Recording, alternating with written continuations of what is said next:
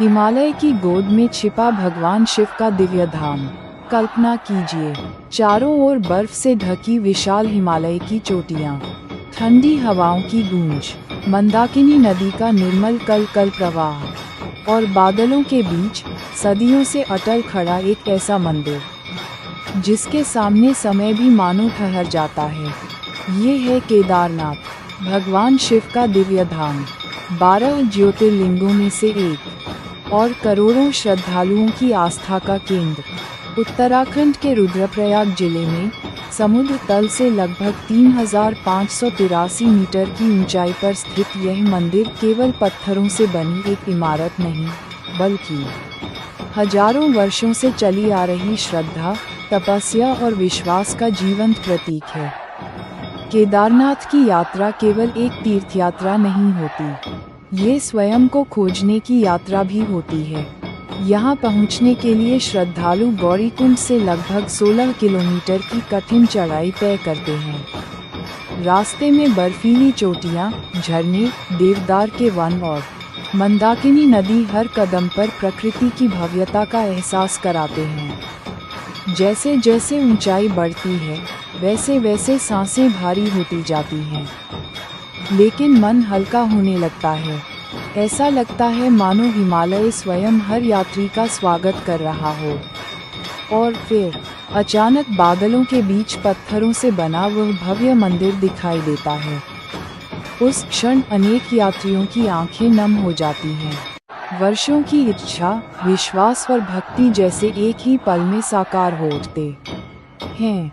मंदिर के पीछे खड़ी हिमालय की ऊंची चोटियां मानो स्वयं भगवान शिव की मौन उपस्थिति का अनुभव कराती हैं।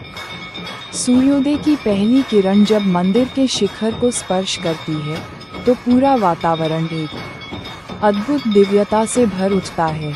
लेकिन केदारनाथ केवल अपनी प्राकृतिक सुंदरता के लिए प्रसिद्ध नहीं है।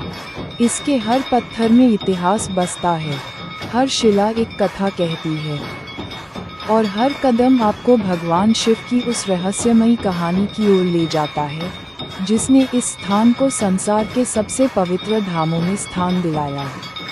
अगले भाग में हम जानेंगे, महाभारत के बाद पांडव भगवान शिव की खोज में क्यों निकले, भगवान शिव ने उनसे मिलने से इनकार क्यों किया, और कैसे जन्म हुआ पंच केदार की दिव्य परंपरा का। एक ऐसी कथा जो आज भी करोड़ों श्रद्धालुओं के विश्वास का आधार है। पांडवों की खोज और भगवान शिव का रहस्यमयी रूप। महाभारत का युद्ध समाप्त हो चुका था। कुरुक्षेत्र की धरती पर विजय तो पांडवों की हुई, लेकिन इस विजय की कीमत असंख्य अपनों के प्राणों से चुकानी पड़ी। अपने ही गुरु, अपने ही संबंधियों और अपने ही रक्त का वध करने का अपराध बोध पांडवों के हृदय को भीतर ही भीतर जलाने लगा। तब महर्षि वेदव्यास ने उन्हें एक ही मार्ग बताया, यदि इस पाप से मुक्ति चाहिए तो स्वयं भगवान शिव का आशीर्वाद प्राप्त करना होगा। पांचों पांडव भगवान शिव की खोज में निकल पड़े। सबसे पहले वे काशी पहुँचे, लेकिन भगवान शिव उनसे मिलना नहीं चाहते थे। उन्हें लगा कि युद्ध के रक्तपात के बाद पांडव अभी इस दर्शन के अधिकारी नहीं हैं।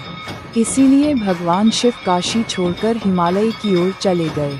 पांडव भी उनके पीछे पीछे कठिन पर्वतीय मार्गों से गुजरते हुए हिमालय पहुंच गए। जब भगवान शिव ने देखा कि पांडव उनका पीछा नहीं छोड़ रहे हैं, तब उन्होंने एक विशाल बैल का रूप धारण कर लिया और अन्य पशुओं के बीच जाकर छिप गए। लेकिन भीम की दृष्टि अत्यंत तीक्ष्ण थी। उन्होंने उस असाधारण बैल को पहचान लिया। जैसे ही भीम उसे पकड़ने के लिए आगे बढ़े, भगवान शिव भूमि में विलीन होने लगे। उसी क्षण भीम ने बैल के पिछले भाग को पकड़ लिया। मान्यता है कि बैल का वही भाग केदारनाथ में प्रकट हुआ। भगवान शिव के अन्य अंग हिमालय के अलग अलग स्थानों पर प्रकट हुए, जिन्हें आज पंच केदार के नाम से जाना जाता है। केदारनाथ, तुंगनाथ, रुद्रनाथ, मध्य महेश्वर और कल्पेश्वर, इन पांचों धामों का दर्शन आज भी भगवान शिव की पूर्ण आराधना का प्रतीक माना जाता है।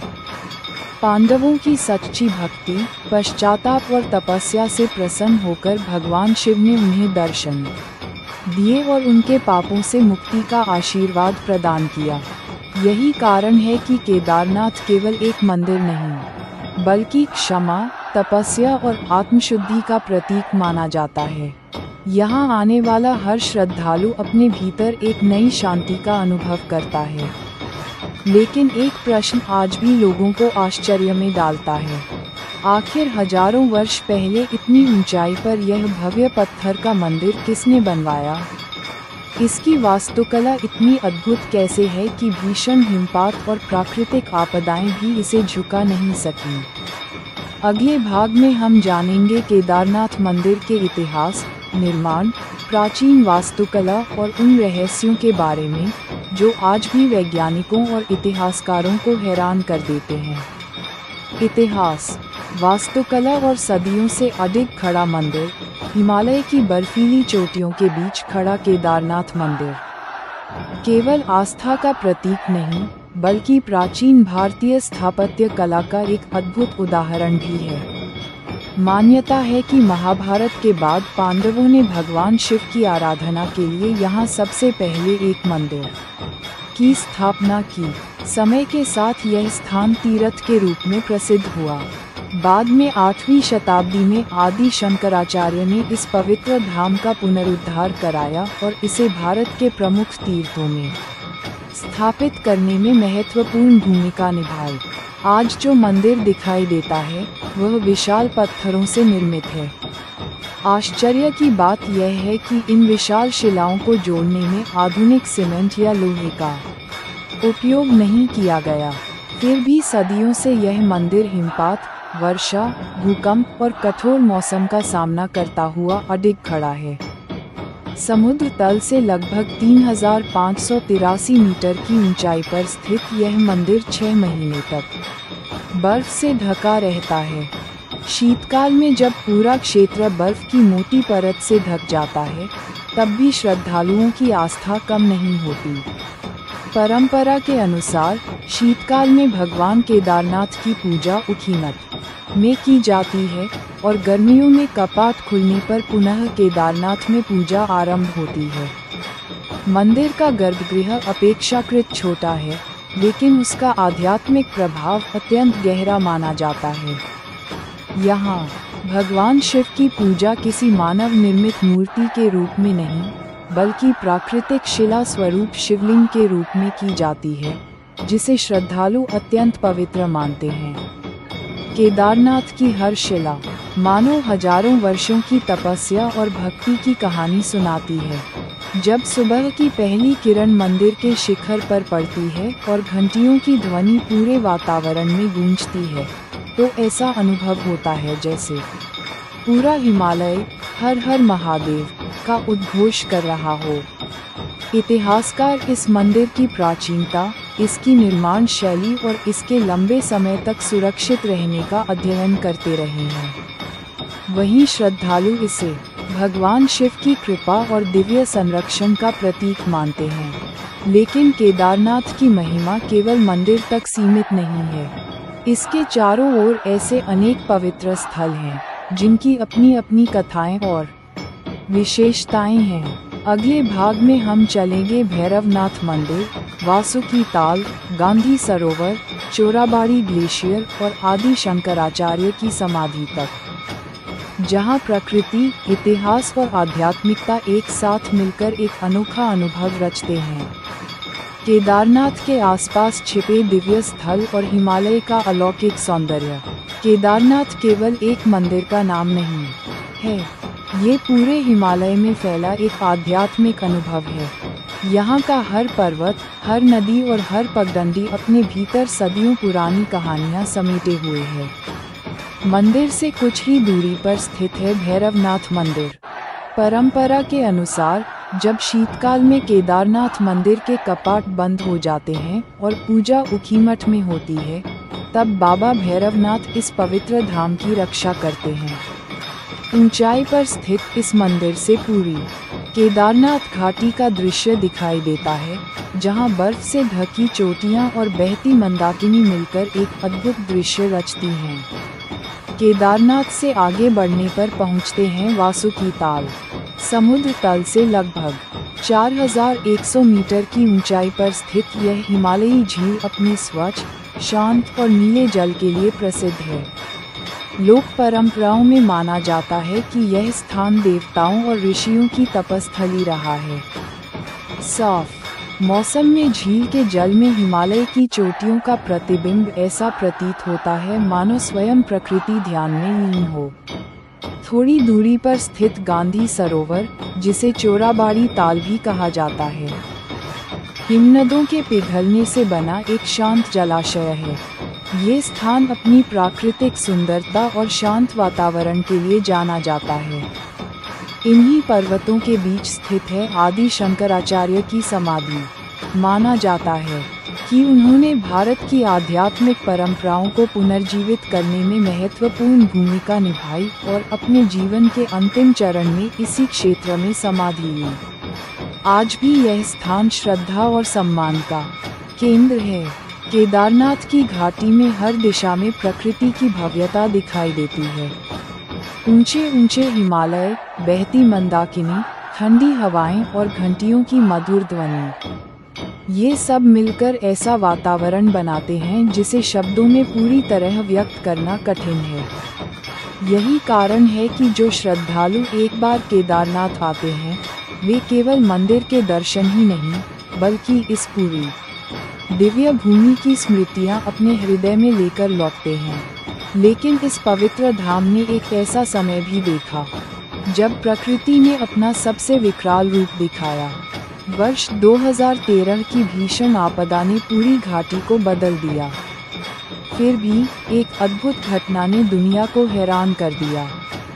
अगले और अंतिम भाग में हम जानेंगे 2013 की केदारनाथ आपदा, मंदिर के सुरक्षित बचने की घटना और क्यों आज भी करोड़ों लोग इस धाम को अटूट आस्था का प्रतीक मानते हैं। 2013 की आपदा, अटूट आस्था और केदारनाथ का अमर संदेश। जून 2013, हिमालय की शांत वादियों में अचानक मौसम ने भयावह रूप धारण कर लिया। लगातार हो रही मूसलाधार वर्षा ने पूरे क्षेत्र को संकट में डाल दिया। नदियां उफान पर थीं, पहाड़ दरक रहे थे और चारों ओर अफरा तफरी का माहौल था।